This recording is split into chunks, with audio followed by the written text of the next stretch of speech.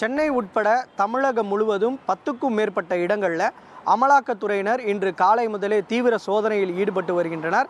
குறிப்பாக சென்னை, கரூர் உள்ளிட்ட பல்வேறு இடங்களில் இந்த சோதனையானது நிகழ்த்தப்பட்டு வருகிறது. சிஆர்பிஎஃப் வீரர்கள் உதவியுடன் இந்த சோதனையானது நிகழ்த்தப்பட்டு வருகிறது. அதாவது குறிப்பாக அமைச்சர் செந்தில் பாலாஜிக்கு தொடர்புடைய புகாரை அடுத்து இந்த புதிதாக அமலாக்கத்துறையினர் ஒரு வழக்கை பதிவு செய்து அவர்களுக்கு தொடர்புடைய இடங்களில் இந்த சோதனையானது நிகழ்த்தப்பட்டு வருகிறது. அவரது நண்பர் மற்றும் அவரது பொறுப்பு வகித்துள்ள அந்த அமைச்சர் பொறுப்பு வகித்துள்ள மதுபானம் மற்றும் ஆயத்தீர்வு தொடர்புடைய இடங்களில் இந்த சோதனையானது நிகழ்த்தப்பட்டு வருகிறது.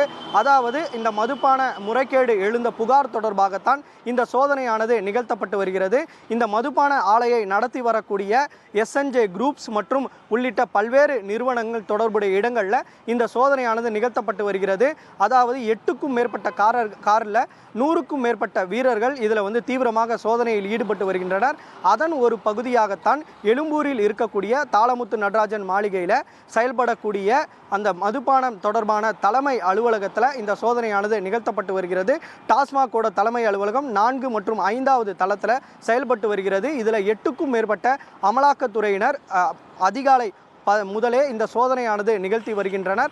குறிப்பாக இந்த மதுபானம் ஆலை யார் யாருக்கெல்லாம் டெண்டர் விடுக்கப்பட்டது, கடந்த 4 ஆண்டுகளில் எவ்வளவு டெண்டர் வாங்கப்பட்டது, அதில் சம்பாதித்த சொத்துக்கள் எவ்வளவு உள்ளிட்ட பல்வேறு ஆவணங்களை ஆய்வு செய்து தற்போது தீவிரமாக ஈடுபட்டு வருகின்றனர். இதில் சட்டவிரோத பணப்பரிமாற்றம் ஏதேனும் நிகழ்ந்துள்ளதா என்ற கோணங்களில் அமலாக்கத்துறையினர் தீவிரமாக ஈடுபட்டு வருகின்றனர்.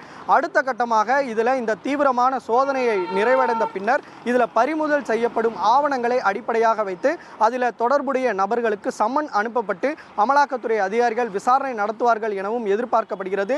இந்த சோதனையானது 6 மணி நேரத்திற்கும் மேலாக கடந்து தீவிரமாக சோதனை நிகழ்த்தப்பட்டு வருகிறது. இன்று இரவு அல்லது நாளை வரை நீடிக்க வாய்ப்பிருப்பதாகவும் அமலாக்கத்துறை தரப்பில் தெரிவிக்கப்பட்டுள்ளது.